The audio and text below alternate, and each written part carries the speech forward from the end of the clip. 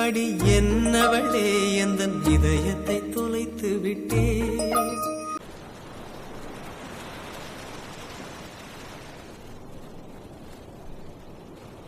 இன்னும் எவ்வளவு நேரம் இந்த பீச்ல இருந்தாலும் நல்லா இருக்கும்ல. ஆமா, இயற்கைனாலே அப்படித்தானே. செம்மையா இருக்குல்ல. ஆமா, செம்மையா இருக்கு. அப்புறம் அப்புறம் என்ன விழுப்புரம்? ட்ரீட்லாம் கிடையாதா? எதுக்கு ட்ரீட்டு? அதான் உங்க ஃப்ரெண்ட் அப்பா ஆக போறாங்களே. அப்படி பார்த்தா உங்க ஃப்ரெண்ட் அம்மாவுக்கு போறாங்க, நீங்களும் தானே வைக்கணும். ஆமால. ஆனா இனிமே பிரியாவை கையில பிடிக்க முடியாது. அன்னைக்கு சந்தேகமா என்கிட்ட பேசிட்டு இருக்கும்போது என்ன தெரியுமா சொன்னா, அப்படி இருந்தனா நான் காலேஜுக்குலாம் வர வேண்டாம்ல அப்படின்னு. சும்மாவே 4 வயசு குழந்தை மாதிரி தான் காலேஜுக்கு வரதுக்கு பிடிக்கலன்னு சொல்லிட்டு இருப்பா. இனி சின்னங்கனாலே போதான் சஞ்சய் சரிம்மா நீ வீட்லயே இருந்துரு அப்படின்னு சொல்லிடுவாரு. ஆமா ஆமா, உன் ஃப்ரெண்டுக்கு சொல்லியா கொடுக்கணும். ஆமா, நமக்கு இந்த மாதிரி நடக்கிற டைம் என்ன எப்படி பாத்துப்பீங்க? ஹலோ, உங்களதான். எப்படி பாத்துக்கணும்னு சொல்லுங்க, அப்படி பாத்துருவோம். சொல்லுங்க, எப்படி பாத்துக்கணும்? நீங்க தானே காரணமா இருக்க போறீங்க. அப்போ எப்படி பாத்துக்க போறீங்க நீங்க தான் சொல்லணும்.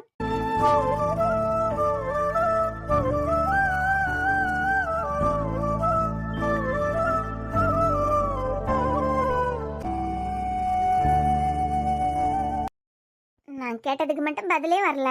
வராதுலாம். கேள்வி கேள்வியா இருந்தா பதிலும் சரியா வரும். ஓஹோ, அப்போ என் கேள்வி தப்புங்கிறீங்க அப்படிதானே? சரி விடுங்க. அம்மா, நீங்க 90s தானே? யா, தெரியுமா? என்ன தெரியுமா? இல்ல, இந்த 90sல பிறந்தவங்க எல்லாம் கிஸ் பண்ணாலே குழந்தை பிறந்துரும், அப்படிதானே நீங்களும்? Hello, excuse me, I am a doctor. இருந்துட்டு போங்க. டாக்டர் கோட்டை தூக்கி போட்ட உடனே இத பத்தியா கிளாஸ் எடுப்பாவ? ஆனா உன் வாய் கொஞ்சம் ஓவரா தான் போயிட்டு இருக்குன்னா. ஆனா நான் கரெக்டா கெஸ் பண்ணனா? என்னத்த அப்படி கெஸ் பண்ணிட்ட? நீங்க 90sனு கண்டுபிடிச்சனா கண்டிப்பா நான் சொன்னாதான் கரெக்டா இருந்திருக்கும். நீ எப்பவும் இப்படிதானா? சிச்சி, எப்பயாச்சும். அதுவும் எல்லார்கிட்டயும் காமிக்க முடியாதுல்ல. அஞ்சு, கொஞ்ச நேரம் எப்படி இருந்தாலும் இது எனக்கான இடம் தானே.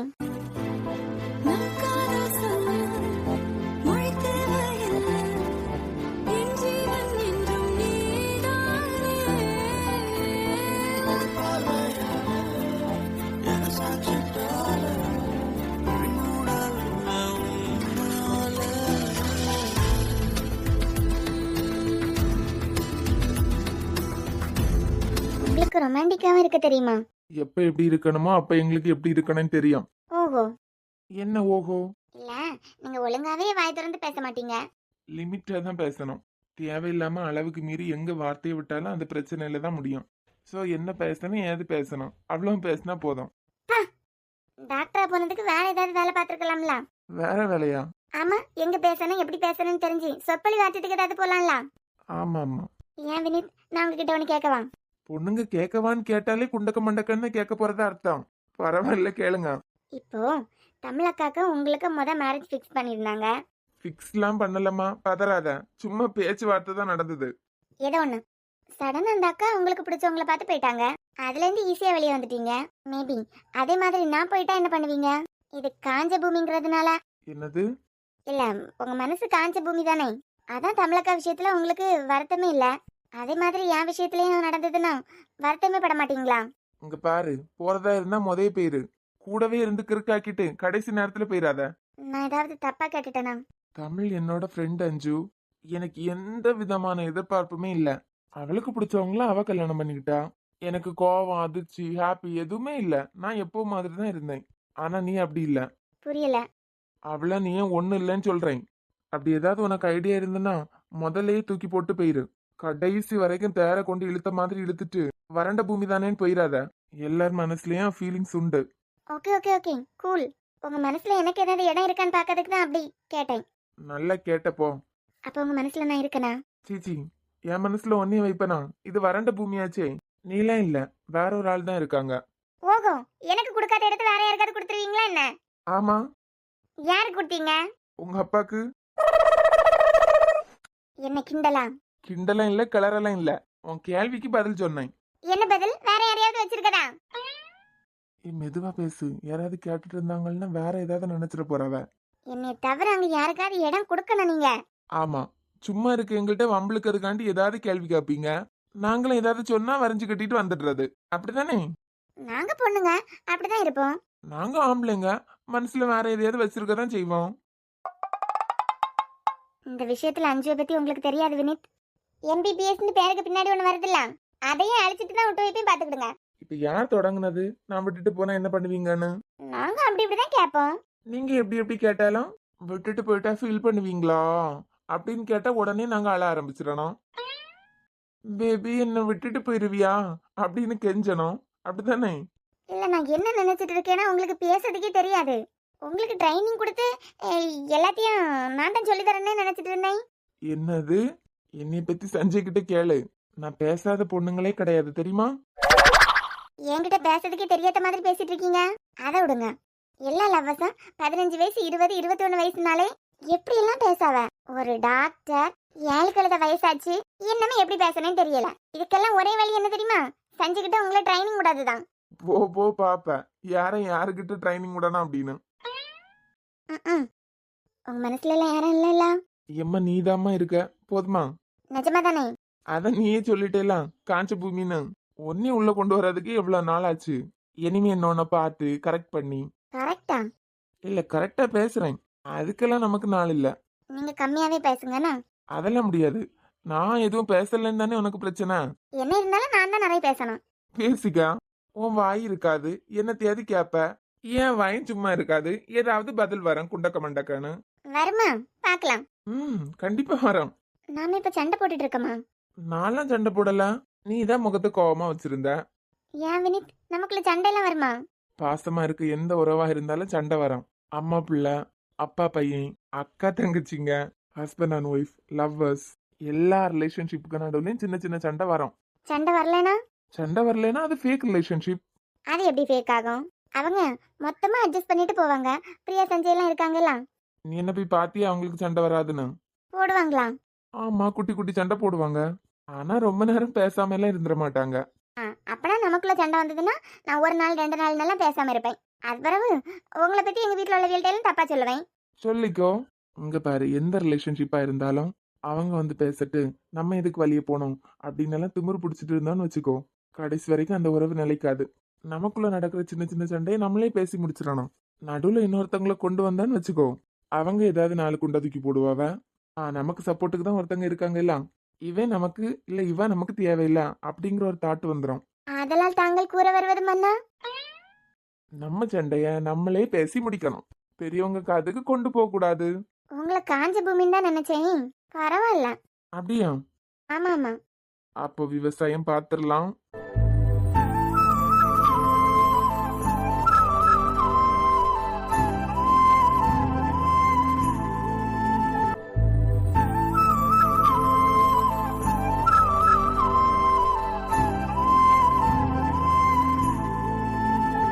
வரலையா? உங்க அம்மா அப்பா எல்லாம் எவ்வளவு சந்தோஷப்பட்டாங்கல்ல. இந்த விஷயத்துல யார் தான் சந்தோஷப்படாம இருப்பாங்க?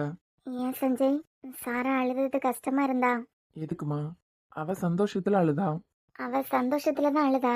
ஆனா அவ அழுததுக்கு அப்புறம் இந்த மொமெண்ட சந்தோஷமா எடுத்துக்க முடியல. ஏன் குட்டிமா?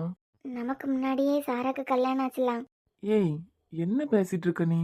நம்ம கல்யாணத்துக்கு 1 வாரத்துக்கு முன்னாடி தான் நமக்கு என்கேஜ்மெண்ட் ஆச்சு. என்னதான் முன்னாடியே அவங்க கல்யாணம் பண்ணிக்கிட்டாலாம். நடந்தது என்னன்னு உனக்கு தெரியாதா? நமக்கு தெரியும், வேற யாருக்கும் தெரியாதுல்ல. பிரியா, அந்த வீட்டுல இருக்கவங்க எல்லாரும் சாராவை மாதிரி தான் உன்னையே நினைக்காங்க. ஏன் சாராக்கு ஒருபடி மேலதான் நீ. எல்லாரும் ஒண்ணுதான். எல்லாரும் ஒன்னா நினைச்சிருந்தாங்கன்னா 1 செகண்டாவது அவங்களுக்கு அந்த ஃபீல் வந்திருக்கும். ஆனா நம்ம சொன்ன அடுத்த செகண்ட் எல்லாரும் எவ்வளவு சந்தோஷப்பட்டாங்க. என்ன நீங்க ஆறுதல் சொன்னாலும் எனக்கு ஒரு நெருடலாவே இருக்கு. நம்ம வேற உங்க வீட்டுக்கு வந்துட்டோம். அம்மா அப்பாட்டே நேரில் சொல்லணும் இல்ல பிரியா? இல்ல சஞ்சய், நான் அதை சொல்லல. 2 பேரும் வேற அவங்க வீட்டுக்கு போயிருக்காங்க. அவங்க ஏதாவது சாராவை கஷ்டப்படுத்திடுவாங்களோன்னு பயமா இருக்கு. படுத்தட்டும். விளையாடுறீங்களா? இதுல ஏற்கனவே ஒரு தடவை அவங்களால சாரா ரொம்ப வருத்தப்பட்டிருக்கா. கூட ரோஹித் போயிருக்காருலாம். நீ ஏன் இவ்வளவு யோசிக்கிறனா? அவர் எவ்வளவு யோசிப்பாரு. ஆமா. இங்க பாரு, இந்த டைம்ல எல்லாம் இவ்வளவு டென்ஷன் ஆகக்கூடாது. எதை பத்தியும் யோசிக்காம சந்தோஷமா இருக்கணும். ஏன் சஞ்சய், ஒரு பொண்ணு தன்னோட பிரெக்னன்சி டைம்ல எதுக்கு ரொம்ப ஆசைப்படுவா? மாங்காய் வேணுமா? அப்புறம் புளி வேணுமா? இதெல்லாம் இல்ல. என்னை ஒரு டாக்டரா நினைச்சு கேள்வி கேளு, சொல்றேன். இப்ப புருஷனா நினைச்சு யோசிச்சா போதும். சொல்லட்டுமா? அதுக்கு தானே கேட்டேன். ஏன் இப்ப உங்களுக்கு? அப்ப சொல்ல வேண்டாமா? சொல்லலாம் வேண்டாம், இப்படியே இருந்தா போதும். இதுக்குதான் ஆசைப்படுவாங்க. கூடவே இருக்கணும், நினைக்கும் போதெல்லாம் தோல்ல சாயணும். இதுவே ஒரு வரம் தானே. ம், டயலாக்லாம் பக்காவா தான் இருக்கு. ஏன் சஞ்சய், உங்களுக்கு நம்ம மீட்டிங் ஞாபகம் இருக்கா? Hello rose. இது உங்களோட ரோஸ் தானே? கீழே விழுந்துட்டு. அடியே, இவ்வளவு கேவலமாலாம் நான் சொல்லல. எவ்வளவு பக்காவா 3 வருஷமா என் பின்னாடி சுத்தி இருக்கீங்க. அப்பெல்லாம் பேசுறதுக்கு தைரியம் இல்லாம ஒரு ரோஸ் உங்களை தைரியப்படுத்தி இருக்கு பாத்தீங்களா? அதான், rose is the secret of my energy. ஐயே, நாம எப்போ எங்க அம்மா அப்பா வீட்டுக்கு போறோம்? சீக்கிரமாவே போயிடலாம்.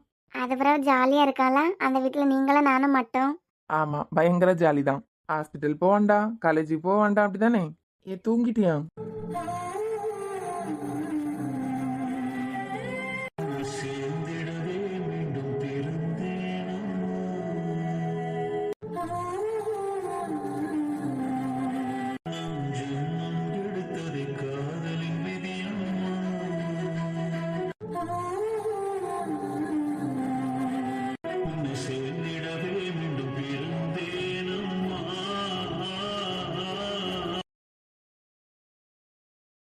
சிலர் நம்ம வாழ்க்கையில எதுக்கு வராங்கன்னே தெரியாம வருவாங்க. இவங்கள நம்ம எதுக்காக சந்திச்சோம் எல்லாமே புரியாத புதிராவே இருக்கும். ஆனா ஒரே செகண்ட்ல அதுக்கு ஒரு பந்தமே உருவான மாதிரி இருந்துரும்ல. ஒரு நாள் மீட்டிங்ல இந்த வாட்சை எனக்கு கொடுத்துட்டீங்க. நீங்க வாழ வேண்டிய வாழ்க்கையை தான் நான் வாழ்ந்துட்டு இருக்கேன். இப்போ பிரியா பிரெக்னெண்டா இருக்கா. எனக்குள்ள துடிச்சிட்டு இருக்க இதயமும் உங்களோடது தான். நான் வாழ்ந்துட்டு இருக்க வாழ்க்கையும் உங்களோடது தான். அந்த மணி நேர டிராவல் எல்லாத்தையும் மாத்திட்டுலாம். என்ன சொல்ல போனா என் வாழ்க்கை அதோட முடிஞ்சிட்டு. இப்போ சஞ்சய் தியாகராஜ் வாழ்ந்துட்டு இருக்க வாழ்க்கை சஞ்சய் ராஜேந்திரன் உங்களோட வாழ்க்கை தான். நீங்க பிச்சை போட்டுட்டு போன வாழ்க்கையை தான் நான் வாழ்ந்துட்டு இருக்கேன். இதுக்கெல்லாம் நானும் என் குடும்பமும் உங்களுக்கு என்ன பண்ண போறோன்னு தெரியல. என்னால முடிஞ்சது உங்க குடும்பத்தை என் குடும்பமா நினைக்கிறது தான். நீங்க இருக்கும்போது எப்படி பொறுப்பா நடத்தியிருப்பீங்களோ அதே மாதிரி சாரா கல்யாணத்தையும் முன்ன நின்று நடத்தியிருக்கேன். இப்போ உங்க தம்பிக்கும் ஃபிக்ஸ் பண்ணிட்டாங்க. அதுலயும் உங்க இடத்துல நின்று எல்லாத்தையும் நான் பண்ண போறேன். எப்பவுமே எனக்கு தேவையான ஒன்று உங்க பிளெஸ்ஸிங்ஸ் மட்டும்தான். பிரியாவை நான் கல்யாணம் பண்ணிக்கிறதுக்கு முன்னாடி நீங்க சம்மதம் சொன்னீங்கன்னு எனக்கு நல்லாவே தெரியும். அவ கன்சீவ் தான்னு கன்ஃபார்ம் பண்றதுக்குள்ளாடியே நான் அவளை எவ்வளவு கவனிச்சுக்கிட்டேன்னு எல்லாருக்குமே தெரியும். எல்லாரும் என்னைய கிண்டல கூட பேச ஆரம்பிச்சாங்க. ஆனா உங்களுக்கு எனக்கும் மட்டுமே தெரிஞ்ச ஒரு விஷயம் இருக்கு. அவ ஆசைப்பட்ட ஒரு விஷயம் அவளுக்கு இல்லாம போகும்போது எந்த அளவுக்கு உடைஞ்சு போவாங்கிறது தான். குழந்தை எல்லாம் எனக்கு 2வது பட்சம்தான். இதுல பிரியாக்கு எதுவும் ஆயிடக்கூடாது.